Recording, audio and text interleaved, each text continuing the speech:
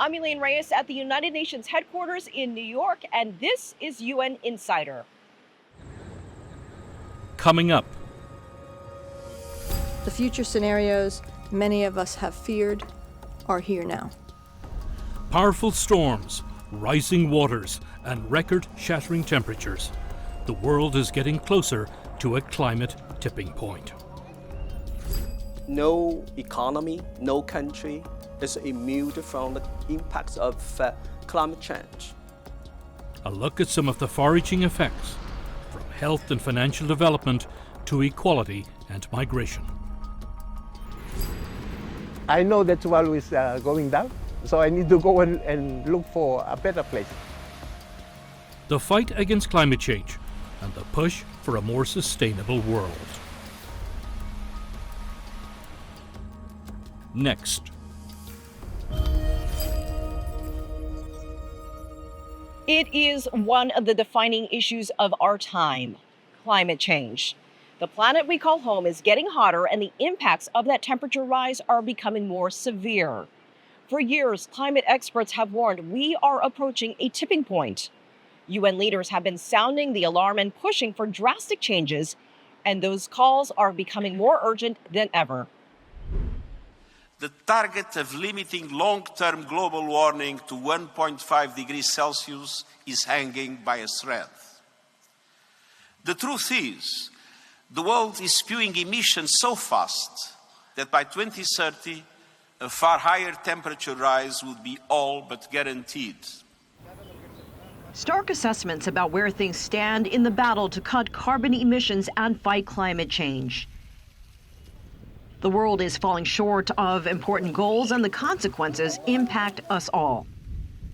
We can expect to see more oppressive heat waves affecting the health of billions of people, more increases in marine heat waves, jeopardizing livelihoods and natural ecosystems along our coasts, more sea level rise threatening coastal populations everywhere, more intense rainfall events pushing our infrastructure beyond its limits. The future scenarios many of us have feared are here now. Climate experts say there is still time to act, but it will take an urgent global effort. A message echoed by the diplomatic community. We need to really provide to the world more affordable, secure technology. Second, we have to address the issue of financing. To provide developing countries with their adequate financing, that they could really start the process of energy transition. Otherwise, they also need to be prepared for their national adaptation to climate change. Third, of course, we need to ensure there would be the fair international system for cooperation. So without international cooperation, the world will not be able to achieve global neutral. We need an exit ramp off the highway to climate hell. And the truth is, we have control of the wheel. In this edition of UN Insider, we'll take a look at some of the key climate change issues and hear from some of the people working toward a more sustainable world. Small islands are on the front lines of the fight against climate change. The impacts are often magnified for these nations. For some small island developing states, climate change is threatening their very existence. Greg Navarro has details from the South Pacific nation of Tuvalu. Scientists say the sea level around Tuvalu is rising faster than the global average, and it's claiming land on this atoll nation, where the highest point is just meters above sea level at an alarming rate. We can witness that the sea level rising is occurring because, in the past we hardly see during high tides certain areas being inundated by seawater. Today, about 40% of Tuvalu's main island is covered by water during high tides. At times, it can be seen bubbling up from under the ground. Increased storms are adding to that deficit in a country with just 26 square kilometers of land. The new government that recently came into office has issued the 21 priorities. And the first two of the 21 priorities are directly related to climate change. Tuvalu's government is in the midst of an adaptation program to help counter the impacts from climate change. That includes rebuilding about 7 hectares of land lost to coastal erosion along this stretch of Funafuti using rocks and sand from the lagoon. Olukone Tanaka runs the University of South Pacific's climate hub. He says land reclamation should not be viewed as a solution. It's fighting a war that I don't think that they're going to win. Adapting to climate change here is expensive and requires the kind of money Tuvalu simply doesn't have. For a smaller country like Tuvalu, not only we struggle financially or in our geographical setting to be able to withstand those changes from the impacts of climate change, but also our economy are very small and heavily dependent as well on our natural resources like tuna fisheries that are also being affected by climate change. When you talk to people here, whether it's in their homes or out on the street, you get a sense that they believe this country is ultimately paying the price for a problem it didn't create. And scientists say there's some weight to that argument, especially when you consider that Tuvalu and other Pacific Island nations have contributed less than 0.03% to the total global emissions. We try our best as allies, come in collaboration to take this up into, bring up to these big committees to tell them, like, this is what we are facing from what you are enjoying as to gain your profit. Tuvalu Transportation Minister Simon Coffey made this video for the United Nations Climate Summit in 2021. There's people reacting now to that video that never knew anything about climate change.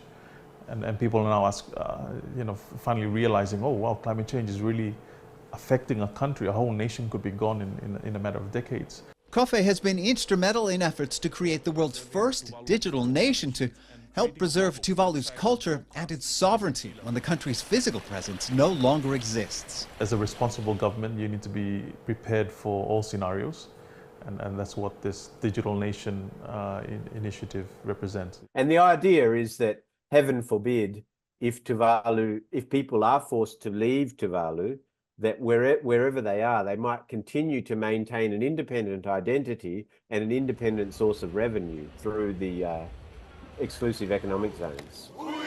Last year, Tuvalu signed an agreement with Australia that includes giving a certain number of Tuvalu residents facing displacement from climate change the ability to resettle in Australia. I know that Tuvalu is going down, so I need to go and look for a better place. But some people we spoke with say leaving their land and their culture is not an option. Maybe it's for our children, for them to migrate, but not us. No, we don't want to migrate. I mean, this is where our heart is. Tanaki says the people of Tuvalu and all across the Pacific have been coping with the increasing impacts from climate change for years. Somehow you have to have that hope that one day you'll be able to find mitigation, find ways in order to fight this beast. I think it's just the human nature of trying to survive. Even, he says, when the signs and the science suggest that time for finding ways to somehow save this country from disappearing is running out. Greg Navarro, CGTN, Tuvalu. In May, delegates gathered in Antigua and Barbuda to discuss the unique challenges of small island developing states. They adopted a new 10-year action plan to address climate and sustainable development. I sat down with JunW, Undersecretary General for Economic and Social Affairs. Mr. Lee, thank you so much for joining us. You recently attended the Small Island Developing States Conference in Antigua and Barbuda. What would you say was the biggest takeaway from that gathering? Well, thank you. Thank you for having me. We just concluded our 4th International Conference on Small Island Developing States. The biggest achievement, or most significant achievement, we concluded from this 4th conference is that all the member states rallied behind this Antigua-Barbuda agenda for seats, or we call it the ABAS. This declaration, or this agenda, actually re-galvanized the political commitments from the all UN members. And second, I think, again, member states attached enormous importance to the special situation facing seats. will continue to perceive the seats as a special situation. And third thing, I think that after this conference, all member states, once again, rally behind, it's a strong sense of the partnership.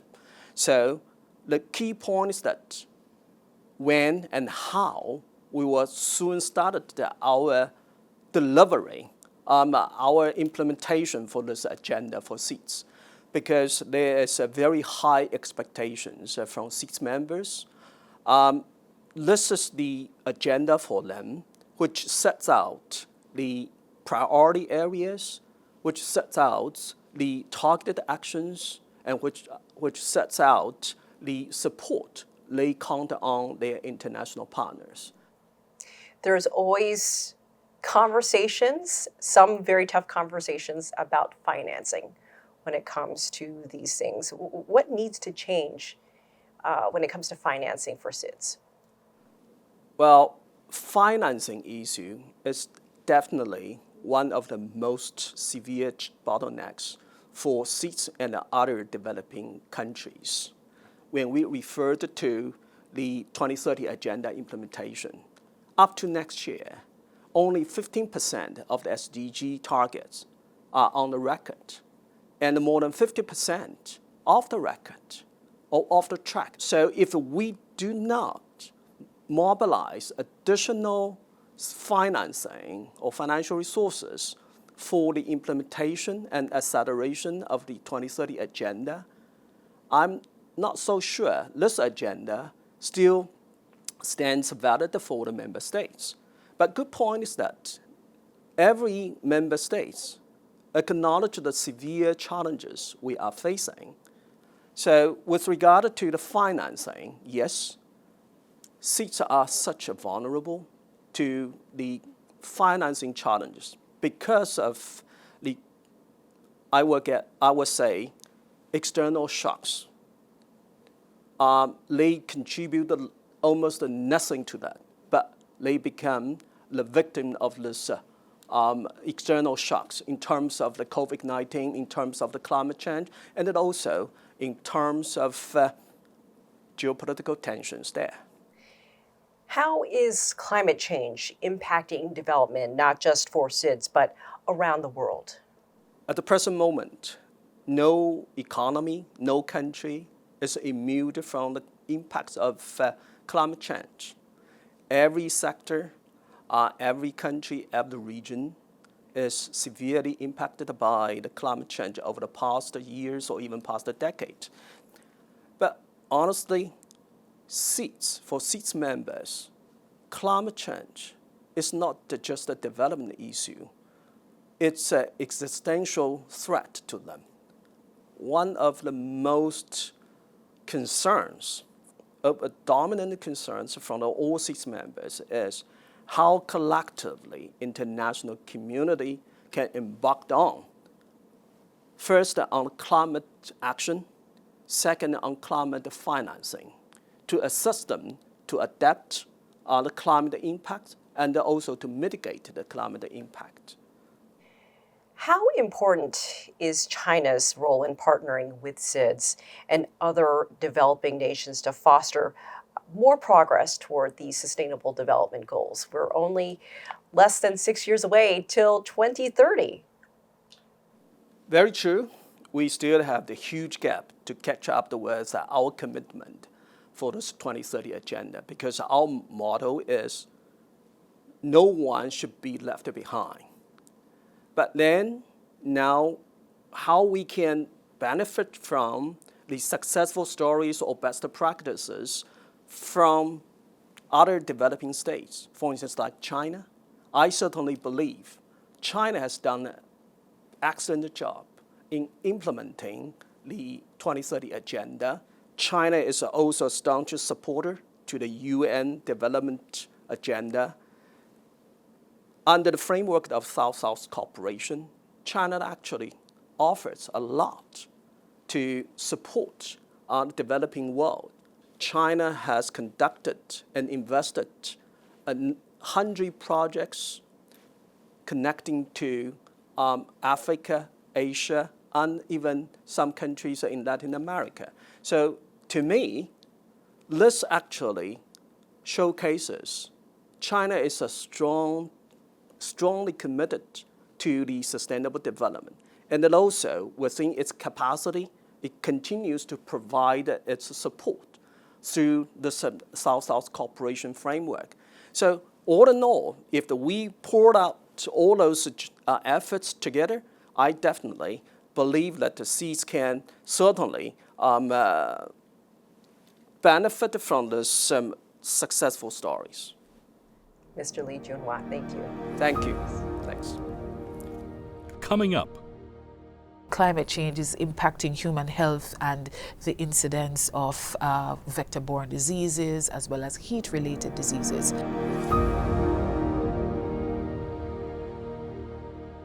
UN Insider.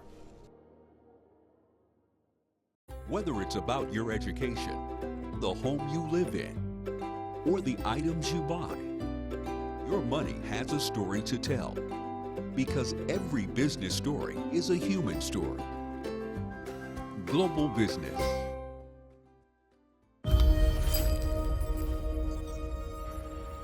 How can we prepare for the impacts of climate change and reduce the risks of major catastrophes?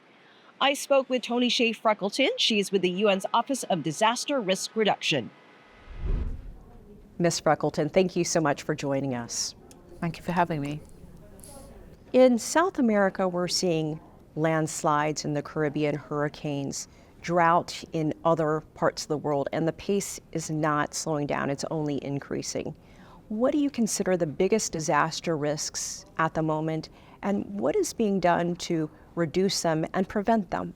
The biggest disaster risks are those that are related to climate, and these are not withstanding other risks related to biological and technological hazards. We're seeing how disasters really are upending development across many countries. What we are trying to do as an organization is to work with countries to strengthen their strategies, disaster risk reduction strategies, particularly in ensuring that there is integration with climate change adaptation strategies. We know that with effective early warning systems in countries, we can have early action and kind of an end-to-end approach where we are increasing the knowledge and understanding of the risk profiles of countries, how we're going about monitoring and forecasting, getting the right technology to support countries to make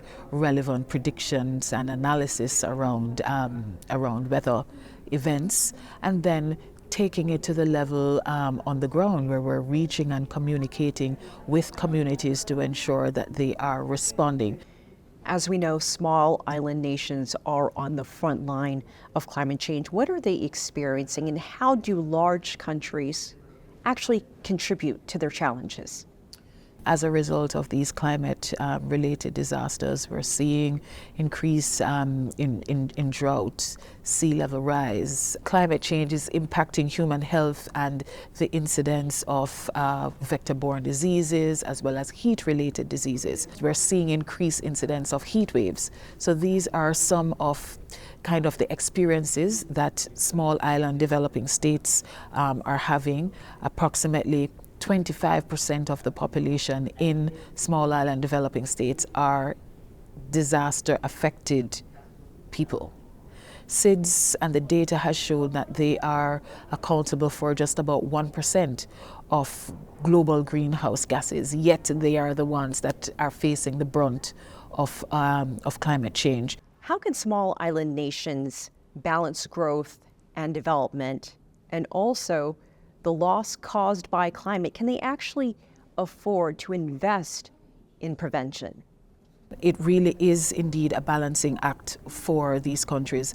I think there is a kind of multi-pronged approach that would be required for countries, small countries, to be able to balance the development and investing in disaster risk reduction.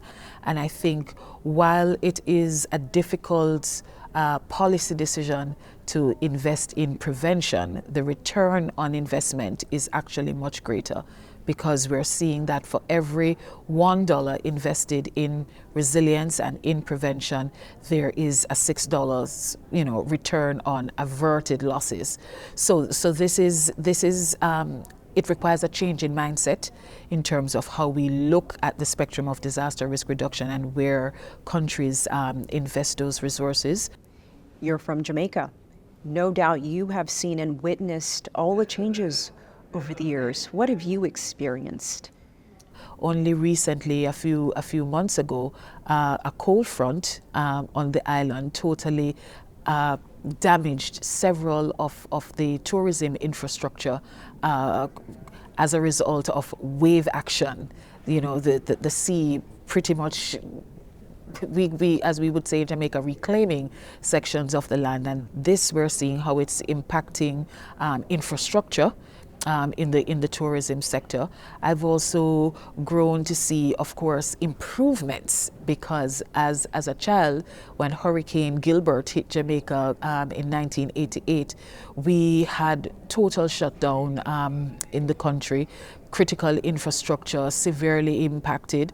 But over time, I think the country has invested quite a bit in resilient infrastructure and just building resilience in general. China and Jamaica have agreed to cooperate when it comes to climate and development. Is that one way of attacking the issue of climate change? Larger countries and smaller countries working together? Yes, that is indeed quite critical, because the focus on not just bilateral but multilateral cooperation is really going to be the crux of what is going to strengthen the resilience of countries. There's so much that countries can learn, peer-to-peer learning in terms of the policies, the investments and mechanisms that are put in place for disaster risk reduction. And I think given the experience that China has had over time, and also, sharing technology and capacity in technology are critical support to countries like Jamaica, being able to share innovative approaches, mechanisms, and cooperation across a wide spectrum. Ms. TonyshaFreckleton, thank you for joining us. Thank you very much for having me. Coming up. So if we are thinking about climate justice, a complete shift in the way we produce and consume worldwide, the role of women is of essence.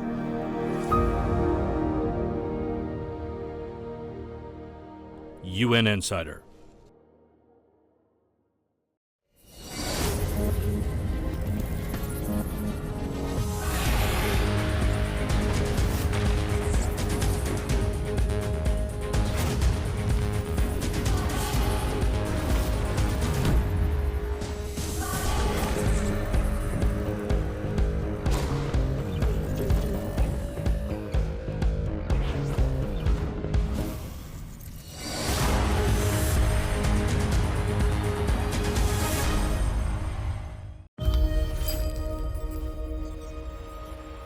The climate crisis isn't just about extreme weather events. It is an issue that is linked to a number of the UN's Sustainable Development Goals.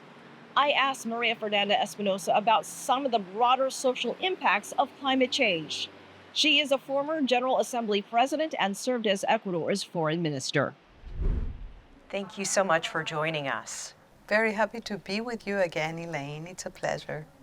You believe that climate justice is gender justice. If you can, just explain for us what that means. Well, it means that the impacts of climate really hurt in a big way women and girls. In areas of drought and water scarcity, we have seen, the burden for women to really go and find the water for their households and their families. They have to walk miles and miles just to bring the water home. In terms of the food security responses, either too much water or too little water. That's one of the impacts of the climate crisis. The issue of health. women usually are, by role and nature and history, the caregivers, the ones that take care of the health of their families and communities. So they are affected more, but the solutions also come from them in most cases.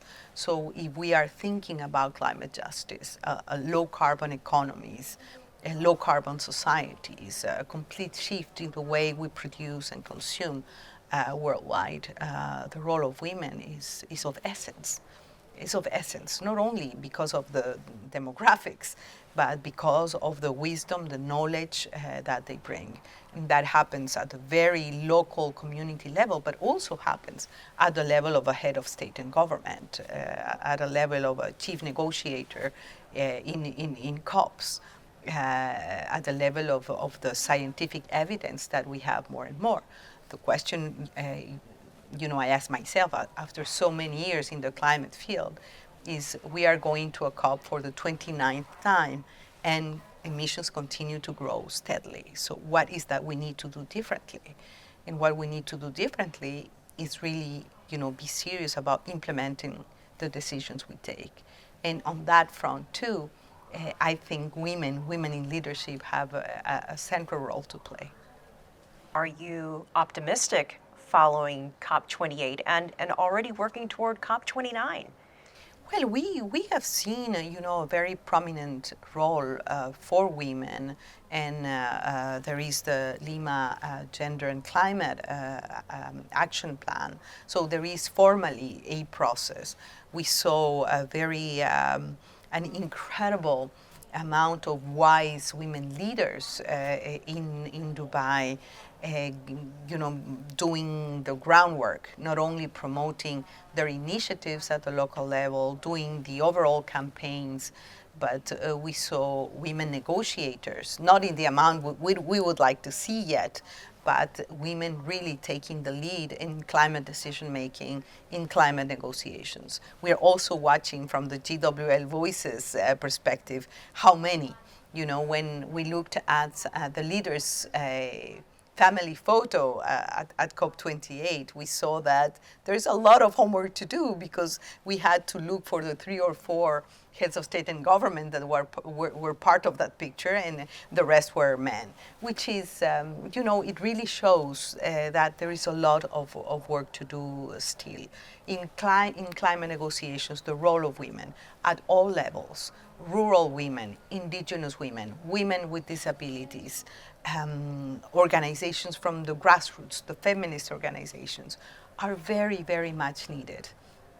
Not only because they bring solutions, and when you look at that things are moving in the right direction, you see that things are moving in the right directions also at the very local level. The power of women mayors, for example, doing things in an amazing way at the city level. You see that we are, so much needed when we're thinking about climate solutions. Climate diplomats making the difference, climate negotiators, in climate science. We see few women, but they really make a difference. Ms. Maria Fernanda Espinosa, thank you so much for joining us. Thank you, Elaine. It was a pleasure, as always. I'm Elaine Reyes at UN headquarters in New York. Thanks for being a UN Insider.